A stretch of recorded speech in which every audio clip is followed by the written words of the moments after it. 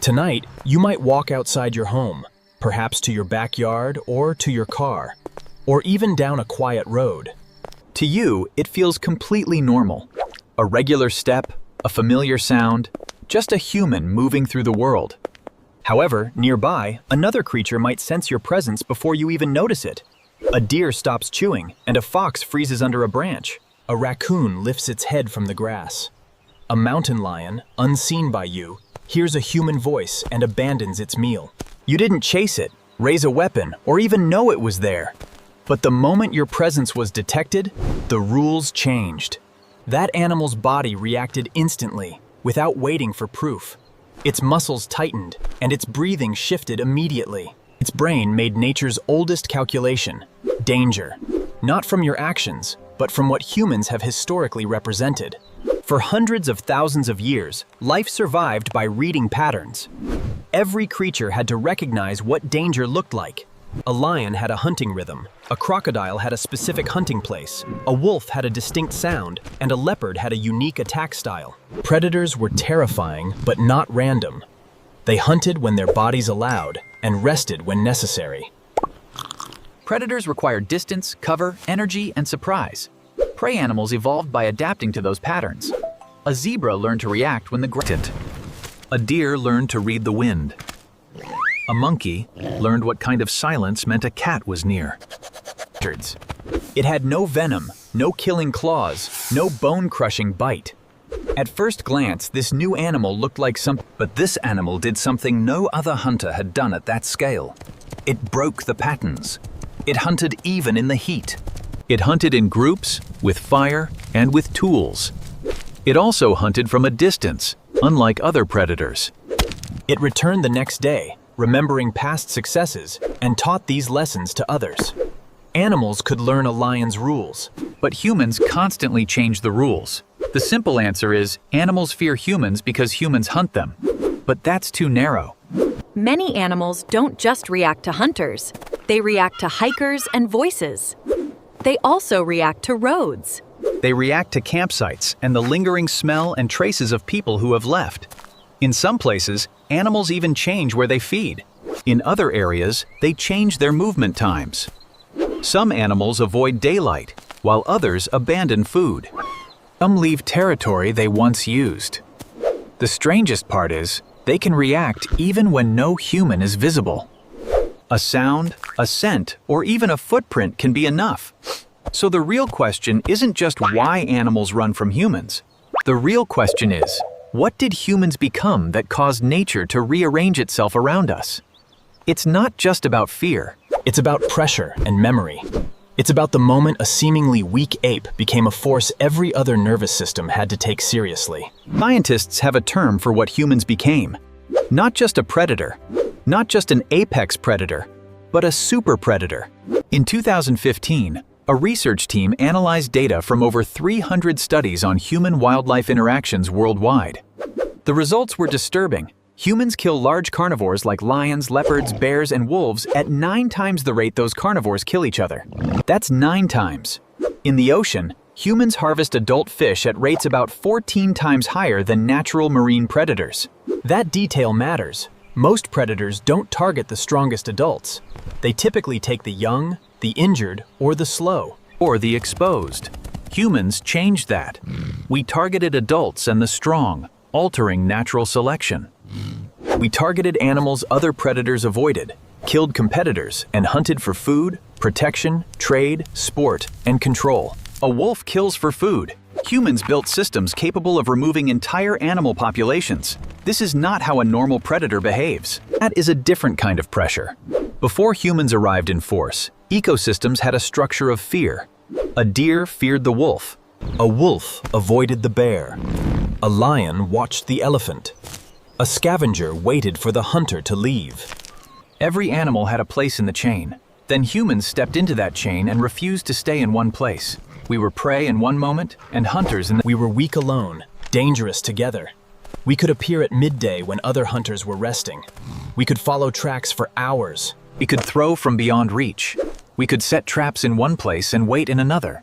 We could return to the same herd again with a better plan. That is what made us different.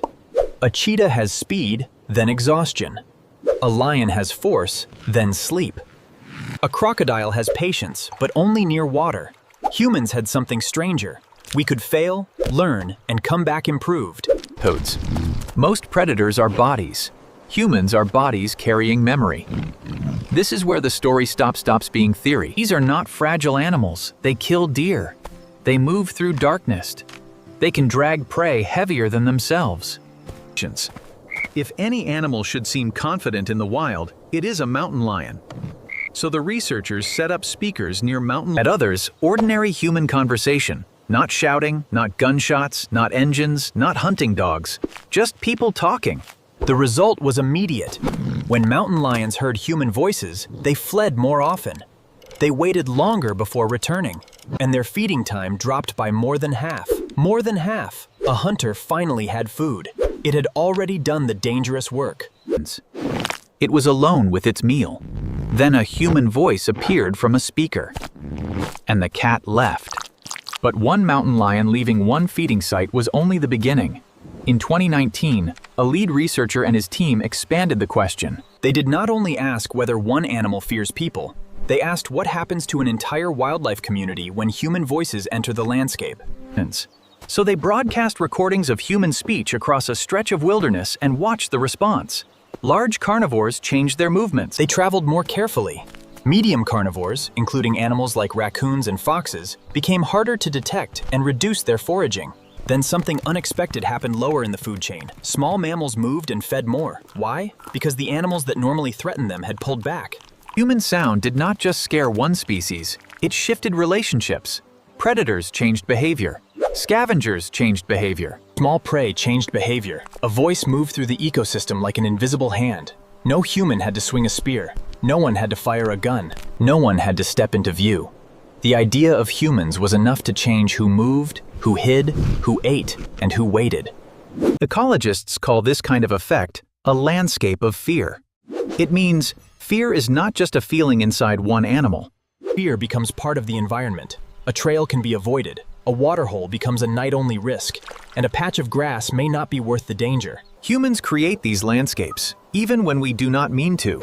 A road cuts through a forest, and animals change their crossing times. A busy hiking path appears, and wildlife shifts away from daylight. A campsite opens, and some species avoid the area. That is the strange power of human presence. We do not have to kill an animal to change its life. Sometimes we only have to be nearby. The animal still eats less, moves later, sleeps differently, raises young elsewhere, avoids the route its ancestors used. Fear becomes behavior. Behavior becomes survival. And over time, survival shapes what remains. It would be too simple to say every animal is born with a perfect fear of humans. Some fear is learned. Some comes from direct experience. Some comes from mothers teaching young where danger appears. Some comes from animals watching other animals flee, and some is shaped over many generations by selection. The safest answer is not one thing.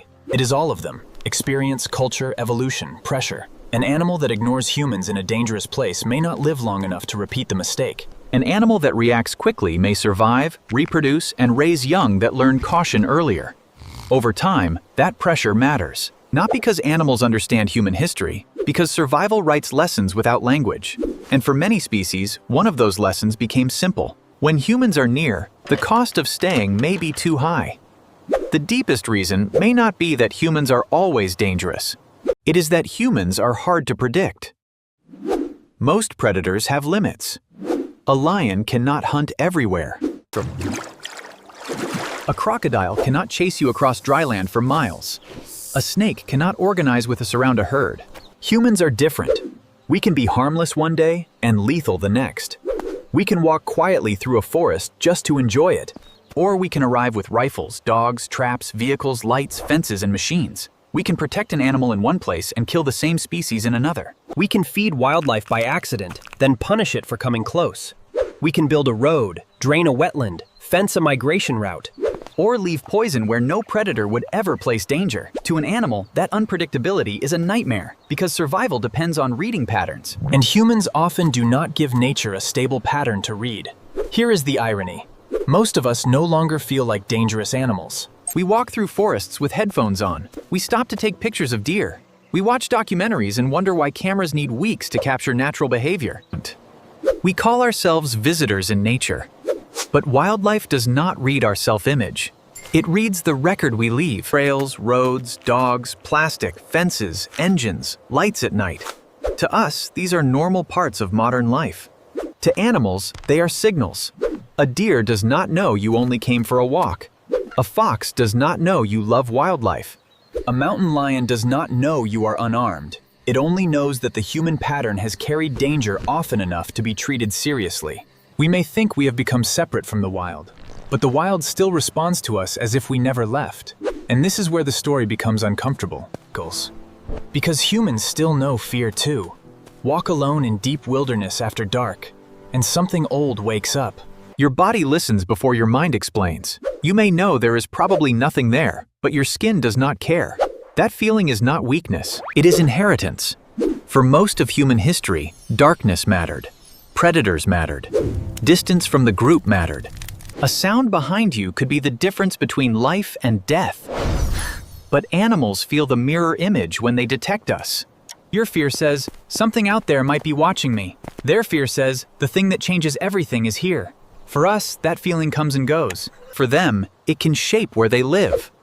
So what made humans this kind of presence? Not one invention, a combination. Endurance gave us range. We could keep going after animals built for speed had to stop. Cooperation gave us scale. One human was vulnerable, but a group could plan, surround, drive, and remember. Tools gave us distance. A spear, a bow, a trap, a gun. Each one moved danger farther from the body. Language gave us memory. A dangerous place, a successful method, a better route, a warning about an animal. None of it had to die with one person. Culture gave us speed. Other species wait for genes to change. Humans can change behavior in a single generation. That combination made us unlike anything else in the ecosystem. We did not simply adapt to nature, we forced nature to adapt to us. We like to define ourselves by what we built. Cities, art, medicine, language, music, science. And those things are real. But to many wild animals, those are not the first facts about us. The first fact is simpler. Humans arrive, and risk changes. A voice in the trees. A scent on the trail. A light moving through the dark. Never seen a screen, never heard the word civilization. That is the part we forget. Civilization is our story about ourselves. Fear is the story other species learned about us. And both can be true at the same time. We are the animal that paints caves, buries its dead, writes songs, protects children, and studies the stars. We are also the animal that made... For hundreds of thousands of years, your ancestors moved across the world, leaving traces other creatures had to understand. They were not the fastest. They were not born with the weapons other animals carried in their bodies. But they were relentless. They were social. They were inventive. They were difficult to predict. They followed tracks. They shared plans. They returned with better tools. They carried yesterday's lesson into tomorrow's hunt. And every animal that survived contact with them had to learn something too. Move earlier, feed later, listen harder, stay farther away, treat the soft-bodied ape as danger. That lesson did not vanish when humans built houses. It did not vanish when we built roads. It did not vanish when most people stopped hunting with spears. It still echoes in the stillness of a deer, in the bird that goes silent when footsteps come close. Every time an animal freezes before you even see it, you are touching an older world. A world where humans were not background noise. They were the signal. We told ourselves we left nature behind, but nature still hears us coming. We told ourselves we left nature behind, but nature still hears us coming, constantly adapting to our unseen impact. Our presence is a permanent signal, shaping the wild in ways we often don't comprehend, creating a new landscape of fear.